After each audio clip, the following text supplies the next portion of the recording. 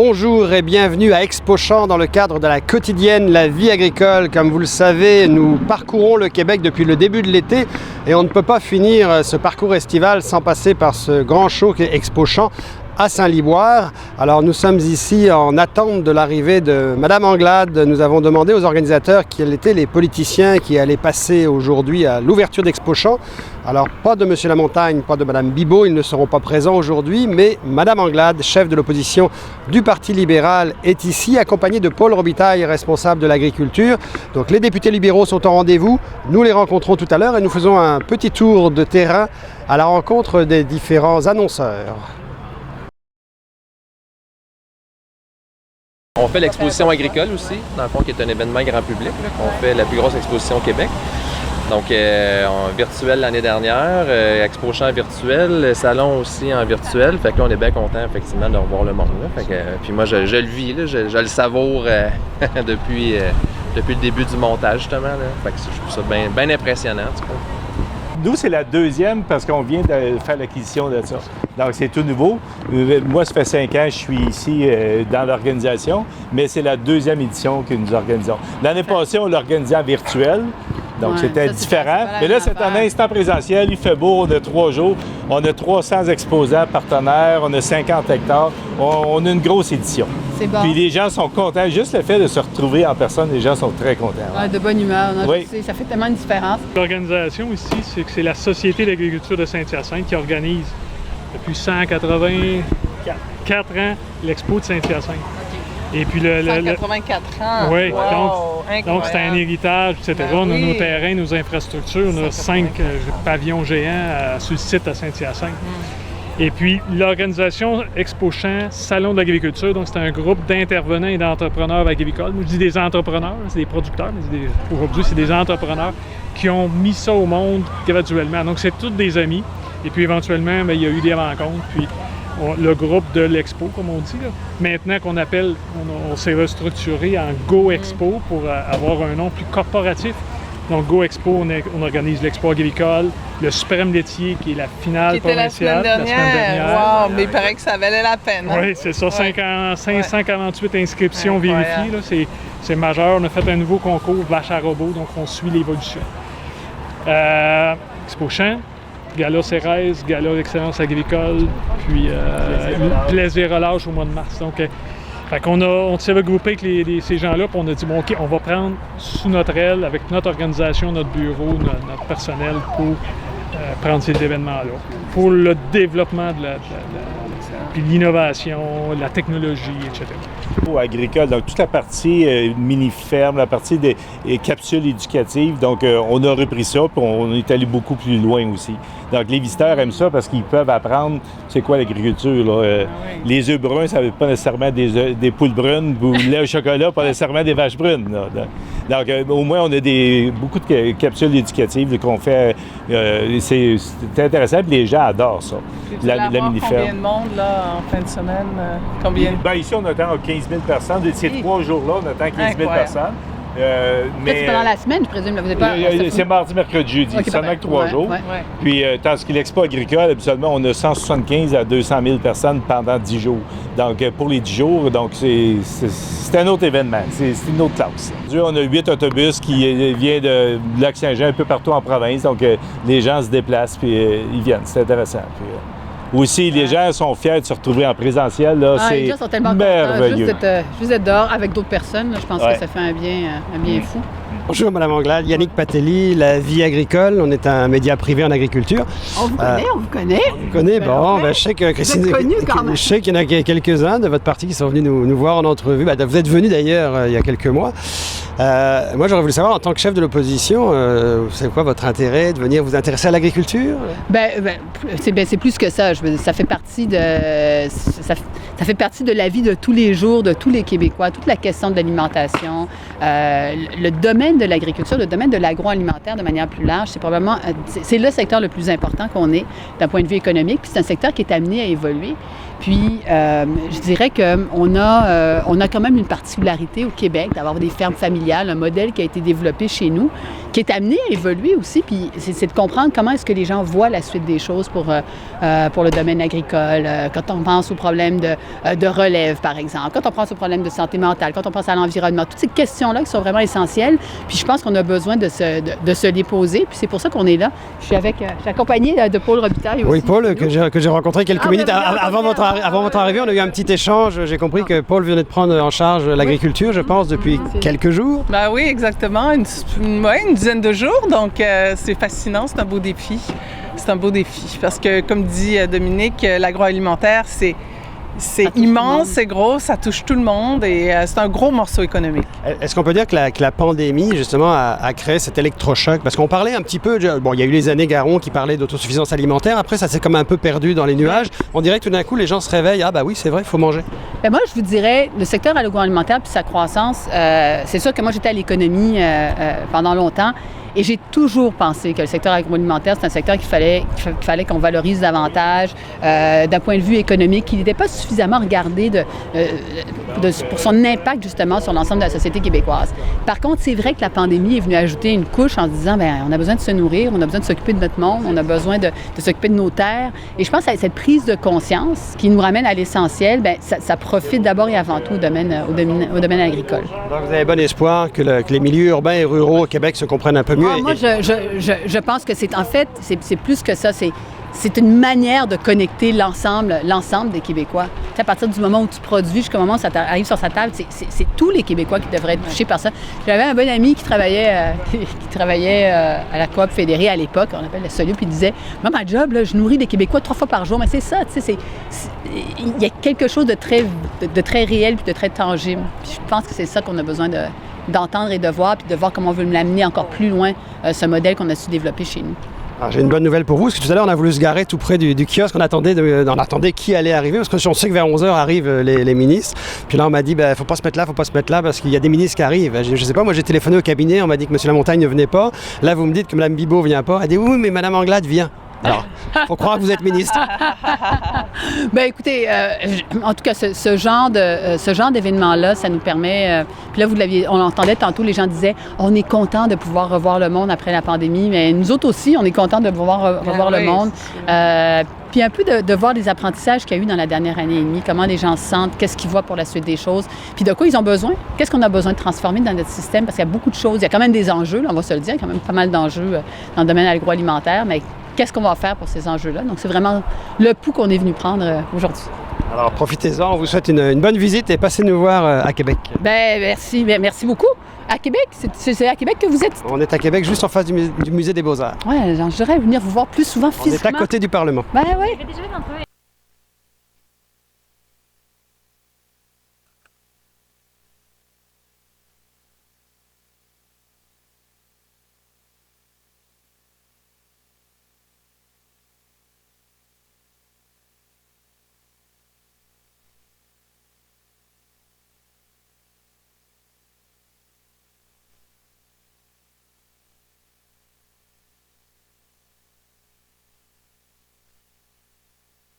Là, ce que vous avez ici, là, c'est la première machine, une réplique d'une première machine à drain qui est aux alentours de 1912, qui a été vendue au Québec. Il y en a une originale pas loin ici à Sainte-Madeleine. Puis M. Michaud qui est ici, il l'a reproduit à une échelle de 40 %. Elle est fonctionnelle, on peut vous la faire fonctionner. Puis à l'époque, on drainait du drain, là, c'était des drains longs de même, c'était des drains de terre cuite qu'on appelle. Aujourd'hui, vous mettez vos bouteilles de vin dedans, c'est ça que ça sert. Ça, je vais vous faire une image. Vous pouvez la faire marcher? Oui, on va vous la faire marcher. Ouais. Puis après, j'aimerais vous montrer un volet environnemental avec nos rouleaux de drain. On lance de quoi de nouveau aujourd'hui.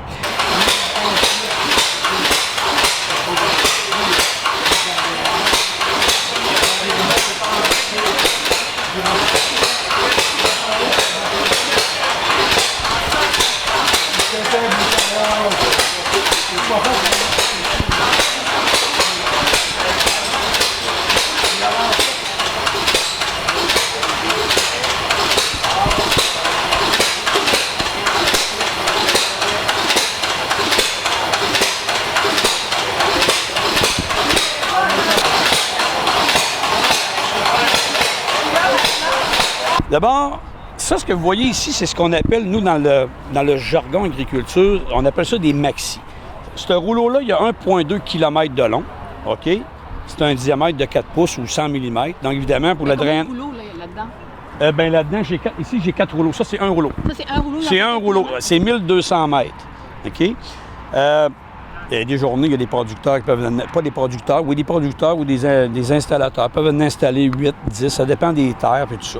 Où est-ce que c'est nouveau? C'est parce que depuis plusieurs années, on installait un plastique de protection blanc autour.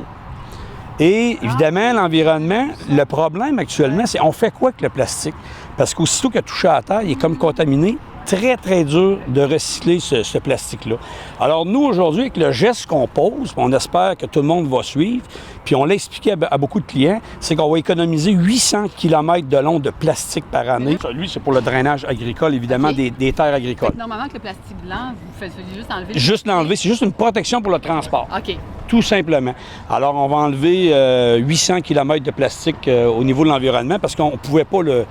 du moins pour l'instant, c'est impossible de le recycler. C'est vraiment la couverture au-dessus. Bon, la couverture, ça, c'est une innovation en 2014 de Soleno qui a été développée avec le centre de recherche, en particulier ici à Saint-Hyacinthe, qu'on appelle le CTT. C'est en fait, c'est 250 microns de filtration. Depuis peut-être 40 ans, il existait juste une chose, c'est un bas noir qu'on appelle, ils appellent ça un bas de nylon, qui a 450 microns. Mais c'est pas vrai que la Terre a toujours besoin de 450, elle a besoin d'avoir plus de filtration. Et ça, c'est fabriqué 100% à notre usine de Ville de Laval chez Soleno Textile. Donc, tout ce que vous voyez là est vraiment 100% québécois. Et là, aujourd'hui, c'est pour ça que je vous dis, on arrive avec... on travaille très fort pour tout le recyclage. Et c'est fait à 100% de matière recyclée. Mais ça, c'est le fun pour le drain, mais ça doit être fun pour plein d'affaires. Il me semble qu'il y a plein d'applications pour utiliser ça, non? Oui, en fait... Excuse, je suis en train de... Non, il n'y a aucun problème. Mais celui-là sert évidemment juste en particulier pour le drainage. Ouais. Mais on fabrique, je vous dirais, peut-être une quarantaine de produits différents à notre usine de Laval pour des applications de géotextile différentes, une comme les autres. C'est du renforcement, c'est tout dépendant de ce que vous avez besoin de faire dans la construction de route. Parce qu'on est très fort dans le génie civil, là-dedans. Ça, c'est vraiment le drainage agricole et le drainage aussi autour des maisons, ce qu'on appelle le carré de la maison. Alors donc, et ce qui est important de mentionner, c'est fait de matière 100% recyclée. Vous savez qu'à Yamachiche, on a une usine de recyclage. Là, c'est pour ça que M. Picotte est là? Oui. Tout ce que vous mettez dans votre bac bleu, là, le pictogramme, le numéro 2, autrement dit, votre bouteille de liquide à vaisselle, c'est du numéro 2. On ne recycle pas le bouchon pour l'instant, c'est un autre type de plastique. Mais à Saint-Jean-sur-Richelieu, on a une usine, un jour, vous allez avoir accès, là, où là-bas, on va pouvoir faire toutes sortes de mix. Vous prenez juste du numéro 2? Du numéro 2. Fait qu'expliquez-moi une affaire. Oui. Quand vous prenez du numéro 2, où est-ce que vous allez chercher le numéro 2? C'est les centres de tri qui nous l'envoient. Fait qu'eux, ils prennent, là, ils dans nous envoient les un ballot. Ils sont capables de dire les 2, les 3, les 5, les 7. C'est sûr qu'il faut expliquer qu'à Yamachiche, où on le reçoit, parce qu'on traite 100 millions de contenants par année. Je vous fais une image, 100 millions, l'équivalent de gallons de lave-vite et plus. Là-bas, on a des gens aussi qui vont repasser ça au triage. Parce que dans un ballot, il y a toujours une perte. Souvent, on va trouver un contenant de métal ou une bouteille de vin qui n'a pas rapport. Alors, ça doit être retrié une deuxième fois. Et ensuite, là, ça va être moulangé. Puis, on va refaire le type de plastique, de pastilles ou de billes.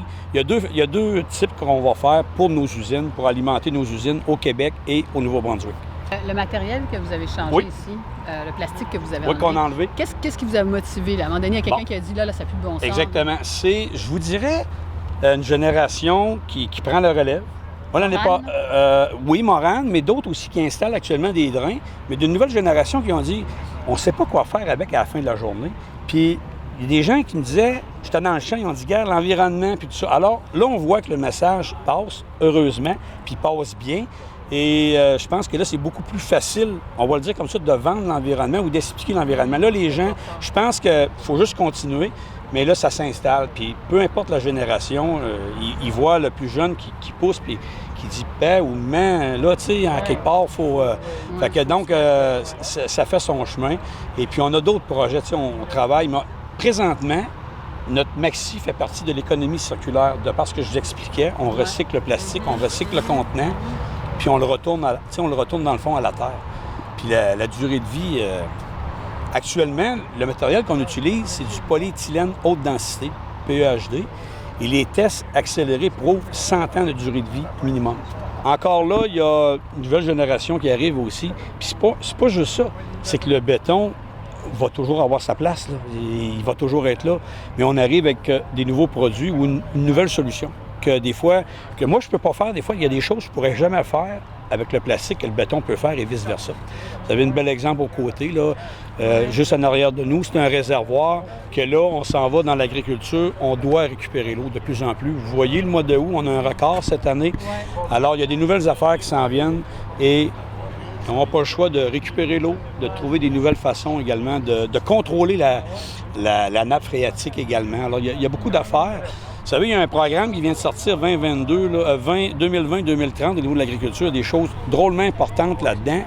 Puis ce que je tiens à souligner aussi, c'est qu'il y a un nouveau guide de référence technique en drainage agricole souterrain qui va sortir au plus tard janvier 2022. Ça fait quand même longtemps qu'on est là-dessus. Le dernier date de 95. Ça, c'est le MAPAC, tout ça? C'est une collaboration. Il y a le MAPAC, il y a des partenaires privés, il y a des gens de l'Université Laval. Je pense à M. Jean Caron, entre autres, que beaucoup de gens connaissent dans le domaine agricole. Il y a beaucoup de personnes impliquées. Alors donc, fait qu'on continue, on pousse fort pour continuer de faire avancer l'agriculture et de l'emmener le plus environnemental possible. On se retrouve comme ça par hasard chez Soleno. Ben oui, chez Soleno, Expo-Champs. Ce que je comprends, c'est que vous êtes toujours un passionné d'agriculture. Ça continue? Ah oui, ça continue l'agriculture, ça continue surtout l'environnement. Pour moi, parce qu'avec Soleno, recyclage à Yamachiche, avec la mission sociale qu'on a des personnes handicapées, l'association qu'on a avec Soleno est très bénéfique. Ça fait travailler du monde d'abord, puis le souci de l'environnement est important, puis notre mission est importante. Donc, M. Poirier m'a demandé de venir passer quelques jours ici parce qu'il y avait quelque chose à présenter un petit peu, puis il veut démontrer jusqu'à quel point c'est important qu'on fasse ce souci-là désormais avec l'environnement. Et à ce moment-là, je prête mon concours et ça me permet de rencontrer un paquet de monde qui me disent « Ben écoutez, M. Picotte, ils me reconnaissent, puis ils me parlent d'agriculture, puis je suis en mesure de leur parler de toute l'évolution qui s'est passée depuis ça. » Et le hasard fait bien les choses. Ce matin, c'est Dominique Anglade, le chef de l'opposition du Parti libéral, qui est ici. C'est ça. Demain, c'est Christine Saint-Pierre, je pense. Oui, c'est ça, Christine Saint-Pierre. Et il y aura d'autres, à ce qu'on m'a dit, il y aura d'autres politiciens qui vont venir de d'autres partis aussi. Alors, je suis ici un peu pour ça, pour les conscientiser. Et je pense que c'est normal que des gens de politique connaissent l'évolution puis soient capables de parler d'agriculture encore. Vous leur rappelez que l'agriculture et l'agroalimentaire, ça fait partie de l'économie, c'est ça? Oui, ça fait partie de l'économie, c'est de plus en plus important. On a de moins en moins d'agriculteurs, mais à ce moment-là, il faut pallier par autre chose et on ne peut pas être à merci de la planète pour tâcher de se nourrir. Alors, si on n'a pas compris ça, le message de Jean Garon déjà, puis le mien par après, n'a pas réussi à pénétrer. Est-ce que la pandémie a un petit peu aidé à passer le message de Garon et le message de Picotte? Oui, effectivement. Je pense que la pandémie a apporté ces choses-là. Les gens ont eu le temps de réfléchir au panier bleu, entre autres, puis un paquet d'argent chez nous, de faire des petits jardins. Il a pris, moi, dans mon secteur, chez nous, je suis resté surpris. Les gens auraient appris à se faire un petit jardin, à se faire les tomates, puis tout ça. Puis assez curieusement, ce qu'on leur disait comme ministre il y a 10 ans puis 15 ans, que c'était bien meilleur des fruits qu'on cultivait dans nos portes, en arrière de chez nous. Ils ont appris à nous dire maintenant, « Hey, j'en reviens pas comme mes tomates sont bonnes à comparer de celles que j'achète au supermarché. » Est-ce que les ministres actuels, La Montagne, et M. La Montagne et Mme Bibeau, ont compris ça, d'après vous? Moi, je les trouve pas assez actifs encore. Je les trouve pas trop proactifs. J'aimerais qu'ils soient davantage fait comprendre ça. Un ministre de l'Agriculture, là, faut que ça force les choses pour tâcher de réussir. Parce que sinon, les gens prétendent que l'agriculture, c'est une quantité un peu négligeable dans un gouvernement, mais c'est faux. C'est faux. Et plus ton ministre d'Agriculture est proactif, plus il fait d'intervention publique, mieux c'est. Mais il fait une bonne job, là, quand même. Il ne faut pas dire qu'il ne fait pas une bonne job, mais il faut sûrement... C'est sûr qu'il y a des conflits là, qui l'empêchent un peu, là, comme l'histoire des ports, l'histoire de la volaille dernièrement. Mais je pense qu'il devrait encore faire plus la promotion des produits de chez nous. Est-ce que vous pensez que les conflits d'Olimel, Excel d'Or, qui traînent depuis... Excel d'Or moins maintenant, mais qui traînent actuellement dans l'ambiance agricole, c'est peut-être pour ça qu'il n'est pas là, d'après vous? Non, je pense pas. On m'a dit qu'il était en vacances. Il était supposé d'être ici. On m'a dit qu'il était en vacances. Évidemment, c'est sûr qu'ils peuvent prendre des vacances aussi. Mais non, je pense pas que ces conflits-là, parce qu'ils se débrouillent assez bien à l'intérieur de ces conflits-là quand même. C'est un gars qui est assez bien articulé aussi. Mais moi, j'aimerais qu'il mette l'accent encore plus sur la promotion. C'est quelqu'un qui a compris le sens de l'autonomie alimentaire, tout de même. Oui, c'est ça. C'est ça. Je pense que sa job est de faire et d'aller encore plus loin, puis de pousser davantage, parce que s'il n'y a pas eu des gars comme Garon, puis je m'inclus là-dedans, pour toujours pousser, puis tenir tête au Conseil du Trésor, par à gauche, par à droite, on sera encore un petit peu plus reculé qu'on est là. Merci, M. Picotte. Bienvenue. Alors voilà, c'est la fin de cette quotidienne de terrain à Expo-Champs, une météo exceptionnelle pour les exposants qui ont pu présenter leurs nouveautés, leur machinerie. Ça a été l'occasion pour nous de rencontrer Gaston Doré, le directeur d'Expo-Champs et son équipe, Madame Anglade qui était présente évidemment avec Madame Paul Robitaille. Nous avons aussi au cours de notre visite pu revoir Monsieur Picotte, notre célèbre chroniqueur à la vie agricole, mais aussi impliqué dans le recyclage et avec Soleno, Monsieur Lacaille et évidemment une belle explication de Soleno, de son avenir, de son intérêt pour l'avenir environnemental de l'agriculture.